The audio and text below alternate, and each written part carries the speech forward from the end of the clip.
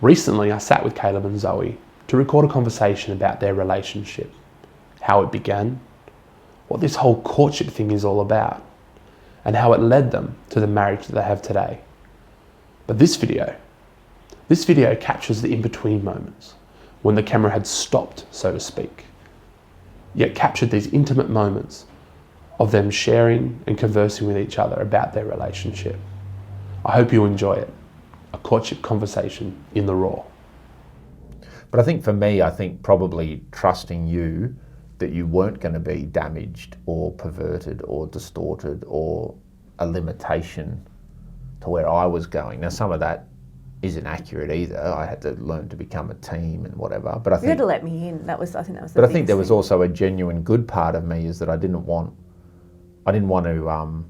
I had to trust that I could give you my call, and that you weren't going to become the wife that's like, I don't want to go out tonight, or I don't want to be a leader, or, I think I had to trust that you understood there's a call on my life, and we're going to have a call together, and you're okay with that, and there's going to be natural challenges with that. Because I think that was probably one of my fears. I didn't want to hand over my call to a wife that was going to be a burden in that sense. Well, you thought you would be more successful on your own, I think, for a long time.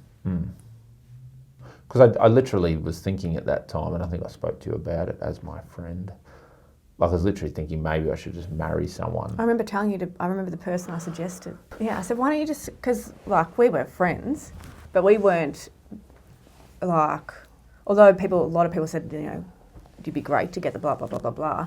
There's nothing seemed to be happening there, and you wanted someone to fit in with your life, and I wanted my life, and I didn't feel like I was going to fit in just to fit into someone else's life. God had stuff for me to do.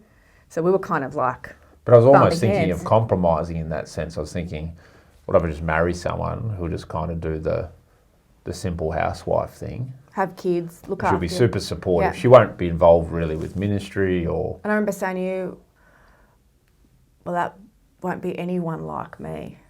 You should marry this person. Because she's lovely. She'll have your kids. She wants 8 like you want 8. She'll cook for you. I would never do any of that for my husband. So. Just thinking now if I made the wrong decision. I cook. I change.